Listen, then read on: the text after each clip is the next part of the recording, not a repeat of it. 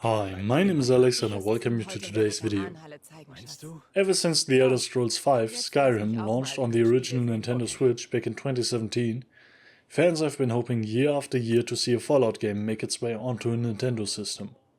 Aside from a port of the mobile spin-off, Fallout Shelter, that wish never really came true, until now.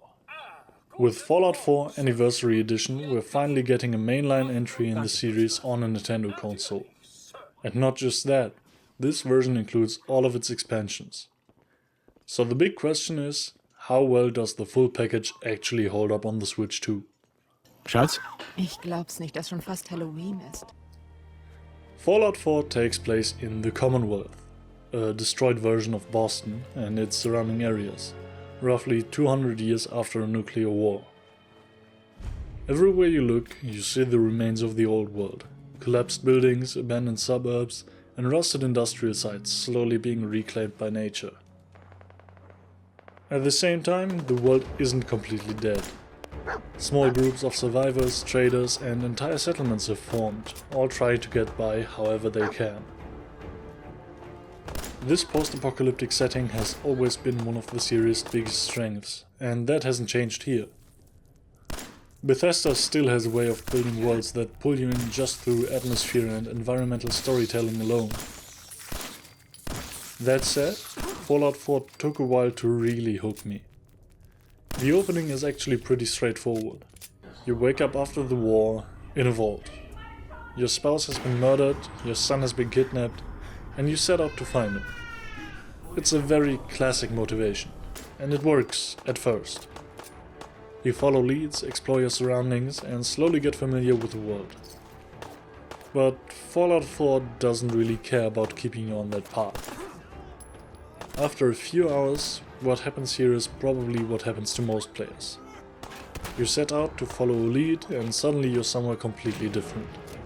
You pick up a radio signal, follow it, end up in an abandoned building, find something that sends you in another direction, and before you know it, you haven't touched the main story in hours. And the game is totally fine with that. It doesn't force you back onto the main path, it doesn't tell you what matters most. Everything kind of exists side by side. A small side quest can suddenly turn into a long quest line, while the main story just sits there in the background. And that's both a strength and a weakness. On one hand, the world feels incredibly alive because of it. There are small stories everywhere.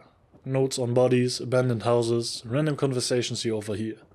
You just stumble into them naturally, without the game making a big deal out of it. But on the other hand, since the main story isn't as authentic in its presentation, it loses a lot of impact in comparison. You have the major factions, the Brotherhood of Steel, the Railroad, the Minutemen, and the Institute, all with their own ideas of how the future should look. But you often end up working with several of them at the same time, taking on missions without really committing to anything until much later. As a result, it rarely feels like there's a real urgency behind your decisions. Willst du mitkommen, Kumpel? From a gameplay perspective, Fallout 4 is a mix of shooter, RPG, and sandbox. You move freely through the world, collect gear, upgrade your character, and decide for yourself what you want to focus on. Combat works both in real time and through the VATS system. When using VATS, time slows down and you can target specific body parts of your enemies. In older entries, this was often the only reliable way to land hits, but in Fallout 4, aiming in real time feels much better. Weapons have more weight to them and behave more predictably than before. That doesn't mean it's perfect, smaller targets can still be hard to hit, especially without assistance, but overall the gunplay feels a lot more refined. Almost every object in the world can be picked up and broken down into materials like screws, steel, adhesive or springs. These are used for weapon mods, armor upgrades and settlement building. At some point you'll find yourself picking up pretty much everything that isn't nailed down. Crafting takes time though. Many upgrades are tied to both materials and your level, so you often spend a long time gathering resources just to make small improvements. One of the central features is settlement building. Through the Minutemen, you gradually take over different locations, clear them of enemies and rebuild them. You manage food, water, power and defense, construct buildings and try to keep your settlers alive. Early on you can mostly ignore this system, but later it becomes a nice change of pace when you don't feel like fighting. Power armor also plays a bigger role this time around. You get access to a damaged suit fairly early, but you can't really use it effectively until you have enough resources and fusion cores. It needs regular repairs and constantly consumes energy, so you end up using it more strategically rather than all the time.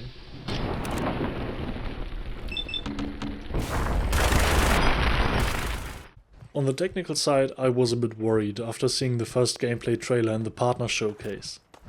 But that just means I was even more surprised by how solid the final version turned out. The game offers multiple graphical modes. One targets 30 frames per second with a sharp image quality, another aims for 60 FPS at a low resolution but can suffer from occasional drops. There's also a 40 FPS mode that works with supported 120Hz displays or in handheld mode. In the trailer there was noticeable shimmering and low quality shadows, but in the final version those issues are largely gone. Fallout 4 was never the most visually impressive open world game, and that hasn't changed.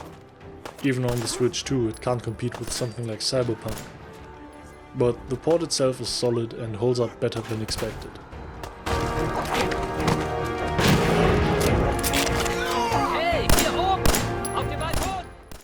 Honestly, a few years ago I wouldn't have expected to see Fallout 4 in this form on a Nintendo system. That makes it all the more satisfying that this isn't some compromised version, but a genuine complete package. What still makes Fallout 4 stand out today is that mix of freedom and atmosphere.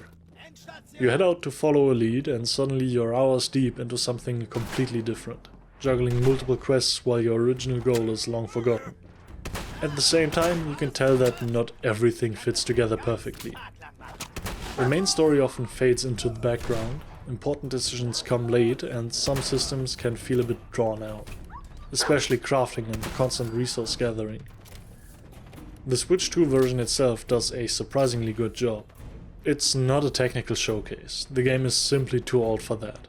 But the different modes give you flexibility, and overall it runs much more smoothly than the early footage suggested.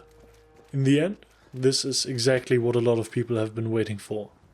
A full-fledged Fallout experience on the go without feeling like a stripped-down version. Hey. For these reasons, I rate Fallout 4 Anniversary Edition for the Nintendo Switch 2 an 8 out of 10. Guck dir das an. Thanks for watching. If you have any comments or questions, feel free to leave them below. If you liked it, we would be very happy about a like and a subscription. Or if you're interested in getting early access to our future reviews, feel free to visit our Patreon page. Minuteman? Reise ich jetzt etwa zurück in der Zeit? Closed doors, I'm a fool for your life.